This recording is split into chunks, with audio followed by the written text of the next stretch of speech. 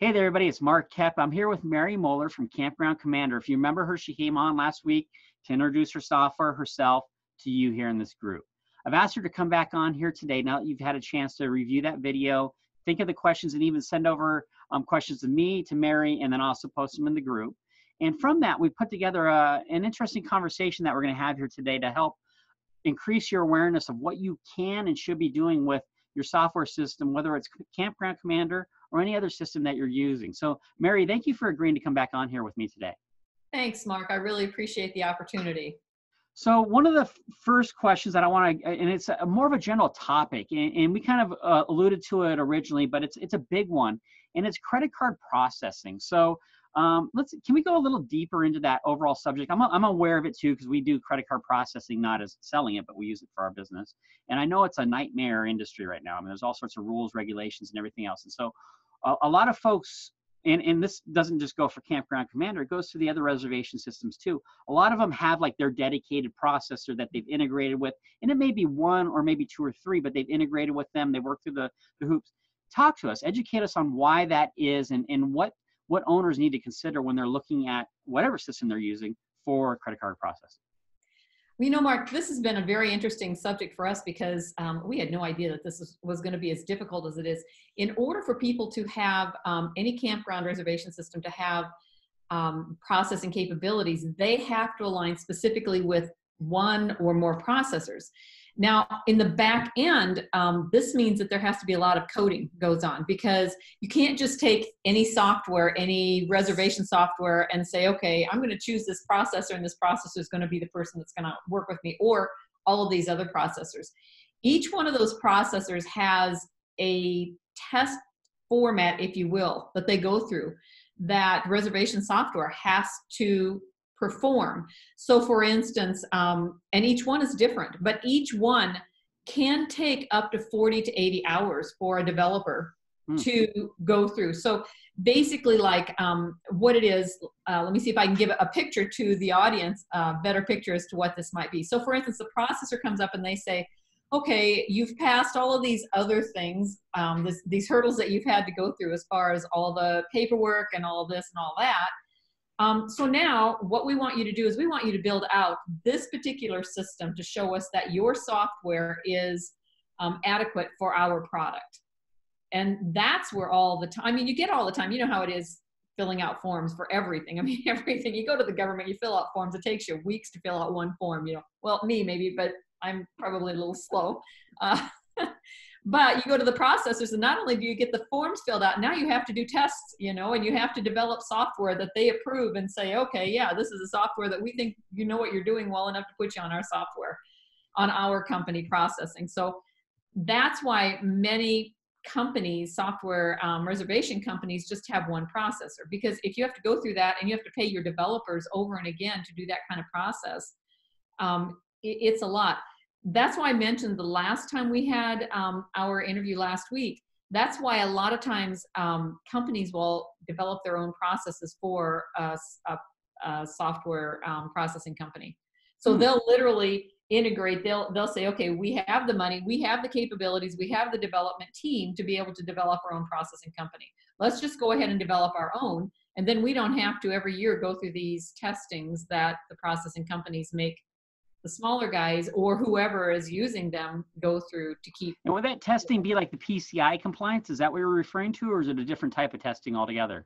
No, it's a different type of testing. I mean, that's part of it. That's a piece of it. The rest of it is literally you have to go through and develop a product. They will give you the guidelines for a product that they want you to develop, and then you have to develop that out for them. And then they go back in and look at the code that you've written. They've looked at the way it's done, and it has to pass their whatever you want to say, you know, their testing points in order for them to prove.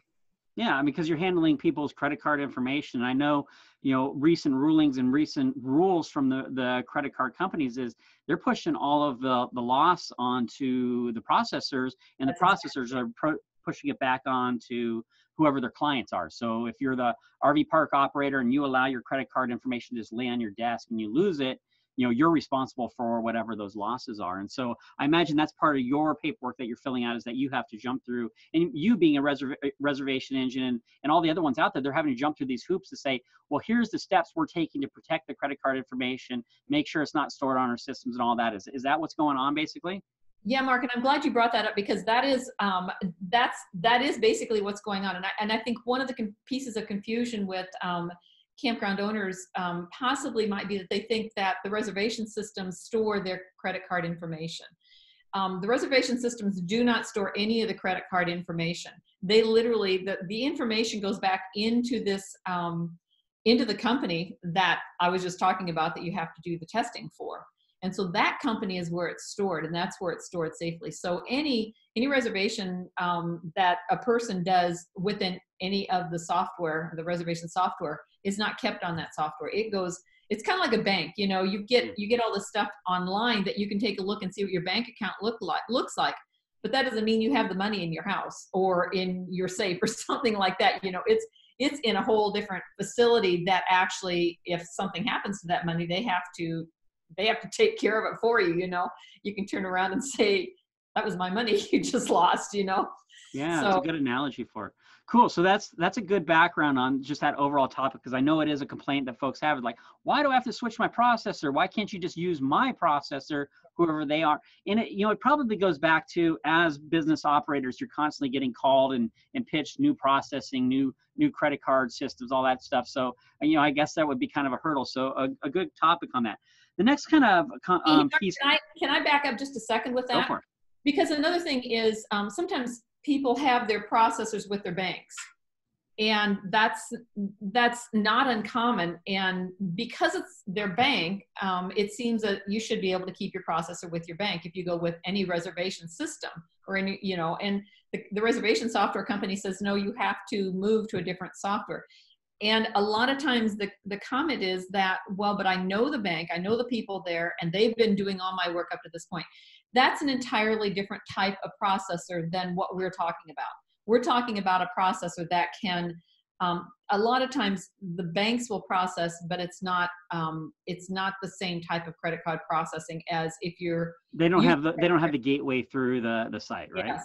Thank you. I appreciate that. But I wanted to bring that up. Sorry. Yeah. No, it's all right. Yeah. Because, we do web development, and like when we integrate shopping carts, whoever the processor is will be like, oh, you got to sign up for an authorized.net account. Mm-hmm. And they're like, what's authorized.net? I already have, so it's that, it enables the gateway that it enables the bridge to connect your merchant account to your website securely. So that way the credit card information is processing back and forth. So, that's those avenues. So I hope that helps, because so for the owners out there, there is that, and it doesn't matter what reservation software you're going to use. If you're going to be taking online transactions, there's only going to be certain processors that they integrate with, because those are the ones that they've gone through the testing process with and verified, correct?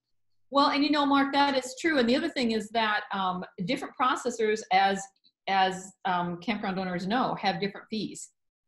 And those fees, a lot of times the larger processors have the higher fees for whatever reason, I'm not certain, but they do. But those also are the processors that can take care of larger resorts, because sometimes the smaller processors don't have all of the equipment and all the pieces that they need to take care of the larger systems. So, there is a reason why there are larger fees on some of the processors, and sometimes it's just that's what their fees are, Very interesting. So then another piece that's kind of came up in the questions, and it was a kind of a new topic, was emails, and when was the appropriate time to, number one, send emails, and then how to use emails and schedule emails out. And so, thinking in broad terms, as park owners, what type of email should their software system potentially be sending, and what's the best practice on that? Mark, that's something that it's been interesting to get into this whole process, because different campgrounds think differently. But actually, I think overall, it's best to allow your customers to have emails. Let's say if they cancel, or if they reserve, or if you refund something, paper well, email paper type of thing, is it's really good for your customers to be able to have that, and it's good for you to be able to have that. So I would certainly recommend and suggest that that campground owners make sure that anytime there is a money transaction that takes place, that there is an email sent out to their customers so that their customers know what's going on. What that does is that just keeps the customer more satisfied. It also gives them, credibility with you because you're not holding anything back. But for the campground owner, it also gives them a paper trail, if you will. If the customer says, no, I didn't pay that, or yes, I did pay that, or whatever, you've got proof that exactly when it happened and what time it happened. The whole system has been sent out to the customer. So it's above board on all parts. Yeah, and I'll actually add to that conversation. So one of the other things that folks will ask about with their email through the reservation system is, well, can it do email marketing for me? And some software systems can, some software systems can't. But my advice as a marketer is, if you're going to use a tool for marketing purposes, pick the best tool for the marketing purposes, right? So your system should be able to export your emails out and then put them into MailChimp or Constant Contact for your marketing messages, not your reservation messages, but your marketing messages. Just a little tip that I share with parks that we work with. It's just something to consider, that you can buy a system that has everything in it, but you can be a master of everything, or what's the phrase? Whatever, you know what I'm talking about. Yeah, master of everything, expert of none, or whatever. I'm screwing that up, but you get the point. So choosing the right system, don't overbuy for what you're going to do. Utilize the right tools for the different pieces that you're going to do, which then brings us into a secondary question that kind of came up, and it goes deeper. So I did that interview a couple weeks ago with the gentleman who's now a member of this Facebook group, who's building the self-contained RV park that's completely automated, doesn't require any staff members on it. And that's really blown some people's minds, is just that overall concept of how in the heck can you run a campground without being there? And I know some folks, that's not their plan. They didn't buy the campground to not be there. They bought the park because they want their family there, all that type of stuff. But we were having a conversation off the air about some ways that people can automate their processes. And I know that there's some automation tools built into your software. So can you talk a little bit about automating that process? And just a reminder, we're talking to Mary Moeller from Campground Commander. So Mary, take it away. Well, Mark, this has been very interesting. I've read these articles too, and when I saw that they came up on your Facebook page, it's like, I don't know, somehow or another, we had seen one about 2 months ago, and actually we had a campground call us last fall and want to know if we did this. I have a theory on, not a theory, but automation is really good to a point. And there will be those people that absolutely love not having to talk to anybody or have anything to do with anybody. But there's also going to be the majority of campers, I believe, that want a personal touch to things. Automation is good, and it can make it really a lot easier for in some ways, but you still lose that personal touch on that. And I'm a big believer in the personal touch. That's an interesting point, and so the gentleman's name is Jim Turntine. He's in the group, and we were discussing that a little bit. And you're right. There's a place for it and there's a place not for it. His park is located off the interstate. He's in between a Cracker Barrel and like a Flying J. That's his local competitors, right? So people are expecting to pull in and stay in a truck stop, and he's offering them alternative accommodations. But if you're showing up at a resort, you expect there to be people there. So that's a really good point to it. If you're going to automate your systems, automate your processes, what steps can they take within their reservation engine to help do that? What would you think would be good steps they could have? Would it be assigning sites, or the emails, or what type of process should they have on check-in? What is your thoughts on those? Okay, I see what you're getting at now. I was trying to determine where you were, what you were. I'll go all over the place. I'll go anywhere. That's all right. So let's take example a campground that doesn't have any type of automation. Let's say that they don't have any reservation system. They don't have anything. Typically what you would have then is a customer calling in, and however many long it takes to talk to that customer, which is there again, you're getting that person-to-person thing, which is really a good thing on one hand, and on the other hand, people are busy today, and that may not be something they want. So you think about the amount of time, and I sat down one day and figured out the amount of time that people might spend on a reservation that they wouldn't otherwise spend if it was automated.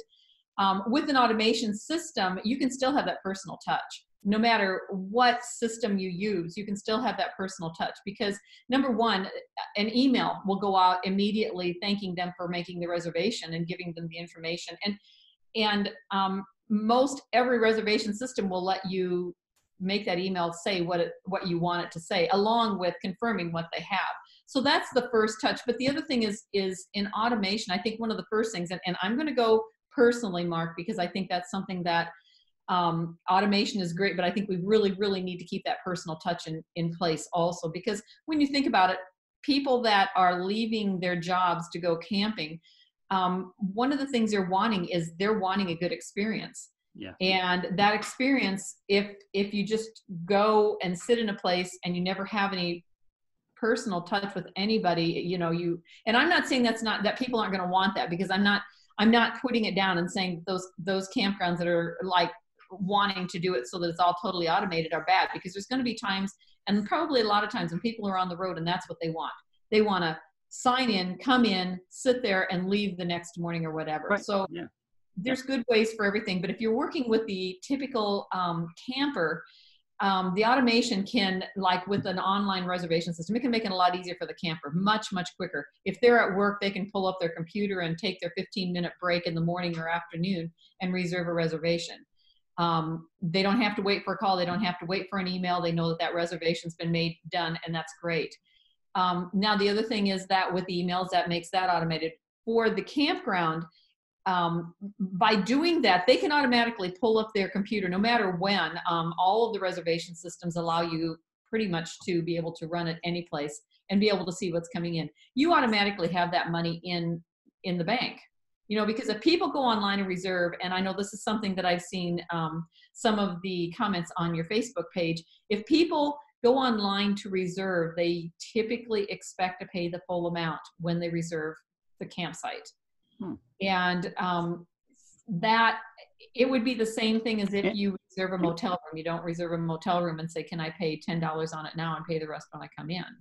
Huh. Yeah. And I've had that same experience too, where, if I'm booking a site, I kind of expect to be paying for it, or at least paying a significant deposit, right? Yes. Half of it or whatever, with the rest due upon arrival. So I agree with that. So when you look at that and how much time that saves over sending out an email or making a phone call and trying to catch the customer at a time that works for them and works for you, and then talking to the customer and getting all that information, most reservation systems will have all of the information, for the most part, that you would get if a customer comes in. The difference is that with an automation system, customers choose where they want to camp. But I think almost every reservation system, in one way or another, allows you to move campers into a spot that works better for your campground, if that's needs to be. Right. So I think when you start looking at the time that it can save and the time, then you look at all the reports. I mean, almost every reservation system has a reporting system that is not on paper. Everything, when a customer reserves online or when the campground reserves through their reservation system online, all of those reports are pulled together. The monies are all figured out. Everything is figured out. So that is no longer sitting on a piece of paper where you have to physically do it all. Which, you're going to still have enough work to do when you're running a campground. I think maybe it would just be a little less chaotic and congested if more automation was put in. Good answers. All right. So then the next topic that kind of came up was point of sale and tying that into a reservation engine. So let's go actually broader. I mean, I kind of, POS is kind of a funny acronym for something. So let's talk about point of sale. That's basically the system at your store that lets you sell whatever the items are. So it could be groceries, drinks, whatever, right? And why would you want that to integrate with your reservation system? And what features would you want in order to have it integrate with your reservation engine? There's a number of reasons why you'd want it integrated with your reservation system. Once again, it saves time. If you have it with your with your reservation system, you can do everything in one fell swoop. The customer comes in, they want to purchase things from your store before they go to their campsite, or they come up and they want to purchase things from your store. That can all be put right in with their bill. So when they finish up at the end and you charge them whatever, it's all pulled together. I think one of the things too is sometimes people have POS systems in that they really like, and they really don't want to get into, get rid of those. Right. So there are reservation systems out there that allow you to use your current POS system with the reservation system software. And what that does is it creates two different reporting systems. So then at the end of the day, you've got your POS system that gives you reports from that, and then you've got your reservation systems that gives you reports from that. But it still allows you to use your POS systems. The other thing is, one of the difference with the POS system too is a lot of times they have a terminal, which if you have customers come in and they called online or whatever and reserved a space, and you haven't taken their credit card when they come in, a POS system allows you to go ahead and stick your credit card chip in there if you want to. That's another thing that terminal and the POS system that work together can both do that together. Overall, though, most reservation systems, you can go ahead and put the credit card number into the reservation system and just pull the credit card number up, which actually, when you look at it, would save time if you can do that, and then just put your other information. The only thing I see a POS system really being necessary for, in some senses, and your listeners will maybe disagree, and I'll be interested to see what their comments are. But I would say it would probably be for store goods, if they have a store in their campground. So again, this is Mary Moeller from Campground Commander. I vet people before I bring them on here to introduce them to you on the Facebook group. And so Mary's been on the group since we did the video, respond to a few comments and just kind of following along. And she'll be in the group following this. So if you have questions, feel free to reach out to her. Specific to Campground Commander, the reason I agreed to bring you on here is you've got a new system, and you're targeting a lot of the members of our group, and it's just the nature of the group, are small park owners, under 100 sites. The reason this group's so powerful is because we bring this great information to them at their fingertips. And so, bringing Campground Commander on to here, I think it's the perfect tool for a lot of these small parks. And you target smaller parks with your software. And so one of the questions that was out there, and it's very specific to your software, is the pricing of the software. Do you want to go into that a little bit? Campground Commander, how does your pricing work? Mark, I'd love to go into that. First, I would like to mention, though, that I belong to a number of different Facebook groups, and I really appreciate the work you do to keep your group positive and informative. So I just wanted to compliment you on that, because you do a great job on that. Thank you. And your group is one of the best groups I've seen. So basically, we have a number of different, well, I shouldn't say a number. We've got 3 ways of pricing. We understand that a lot of the smaller campgrounds have seasonals, and they have seasonals for a reason, because that keeps an income coming in on a regular basis for them. And they know those people are going to be there for 6 months to a year. And so that gives them a stable income. For those campsites, we charge only $5 a month.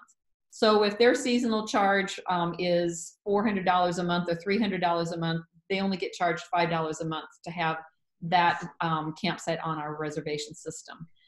Otherwise, there's 2 different ways that campgrounds can decide that they want to charge their customers through our system. One is they can pass the charge off to their customers as a service fee. So when the customer is reserving a site, then it gets down to the very bottom. And you see this on a number of reservations software where it says service fee X amount of dollars. So the customer actually pays it through that, or we charge 3% per reservation on regular nightly reservations. So campgrounds can decide on the 3% where they just add that into their campsite price, or they can push it off onto their customer and as a service charge or service fee. And they have the additional, they have to pay the credit card, though, processing fees too on top of it, right?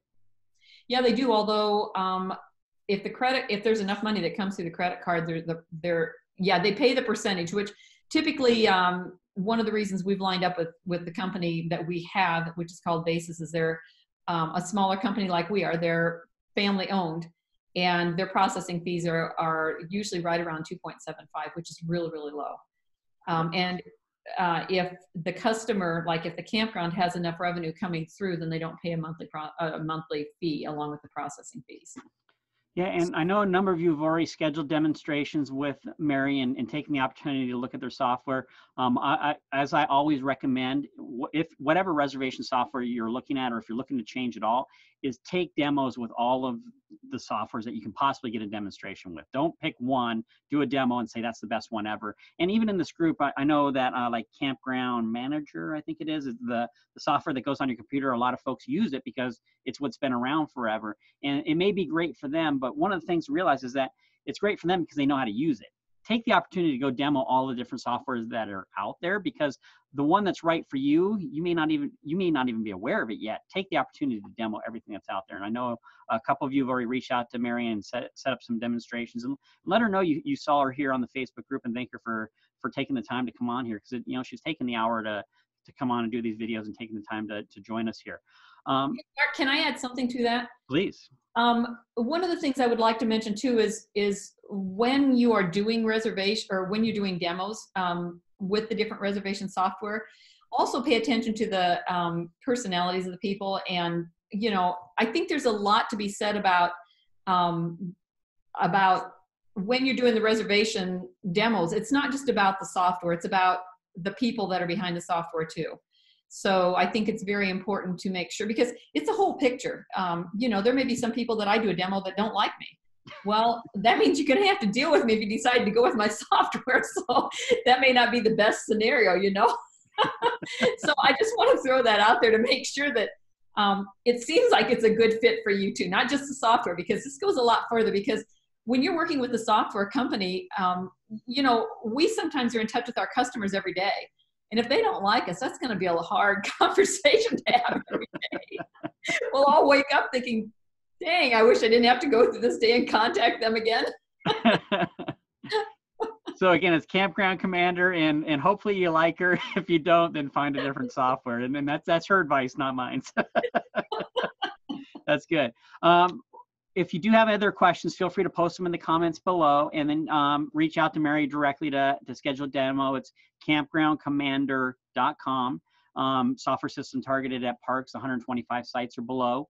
The reasonable fees, as you've just communicated. And another option that's out there for you to help better run your park. And that's the whole point of this Facebook group, is to help you run your parks better. If everybody's doing a little bit better job every year, we're increasing the quality of this overall industry. We're bringing more people into it, and we're making camping a better experience. So I appreciate your time today, Mary. Thank you for joining me. Thanks, Mark. I appreciate it too.